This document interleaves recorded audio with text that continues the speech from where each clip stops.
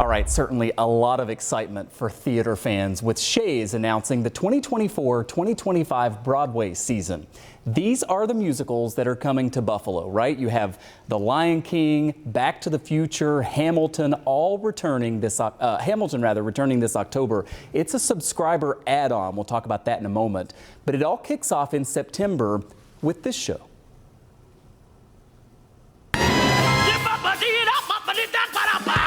We can't stay here. Chicago's too hot. You're right. Search every band, every dance hall. Some Like It Hot taking the stage September 24th to the 29th. Again, that kicks off the next season. It won 4 Tony Awards, by the way.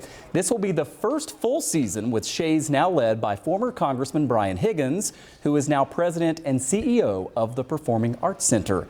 And Brian Higgins joins us now live here tonight. It's great to have you in studio. Great to be with you, Michael. So obviously I have to start there with Hamilton, and we'll talk about the other shows as well. It's a subscriber add-on, which means season ticket holders will get first dibs at buying up the tickets, then they'll go to everybody else. How big a deal is it to get Hamilton back here? Well, it's a big deal, but within the context of this very rich and exciting offering of musicals, it's it's just one component of it. But this certainly has been a major award winner, 11 Emmy Awards, and several other recognitions, including from the Kennedy Center in Washington, D.C. But it's a story about the founding of America, told by Americans today.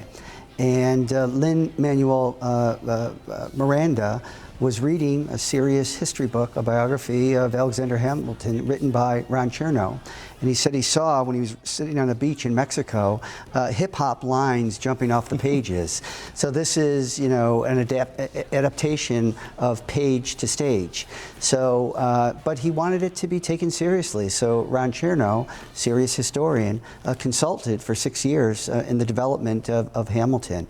And Chernow said that Lin Miranda was able to do in 4 minutes a hip-hop song what he couldn't do in 4 chapters. Wow. But it's telling that story. But I think the interesting thing is Alexander Hamilton was one of our founding fathers, but he was an immigrant. He was an orphan from the West Indies, and it's aspirational when you have mostly actors that are brown and black actors telling the story, not in a snarky way, not with any irony, but with great enthusiasm. That first song is energizing and inspiring in a very patriotic way. Yeah. So it's a powerful musical. I listed the 8 shows there. Which among of them are you most looking forward to seeing? Well, Hamilton, obviously, democracy and the theater are connected. They were founded in the same place. Puts your 2 loves together. That's right, at the same time in Athens, Greece in the 6th century BC.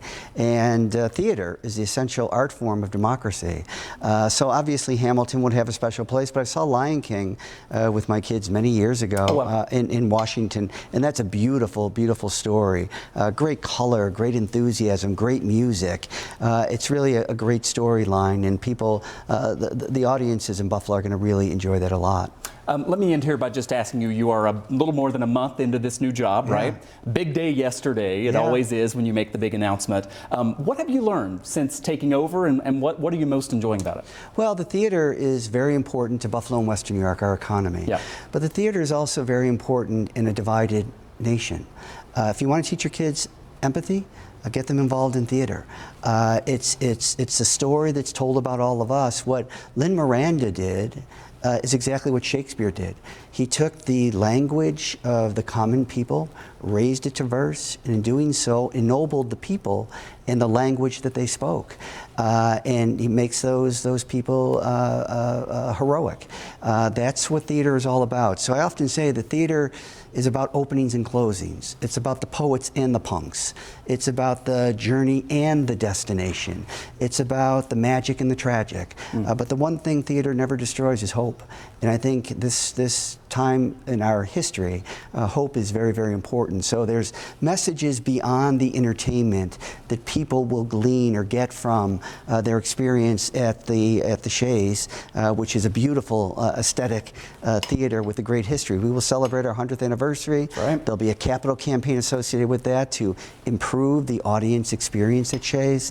So nothing but good things coming for the people that love Shea's and the people of Buffalo.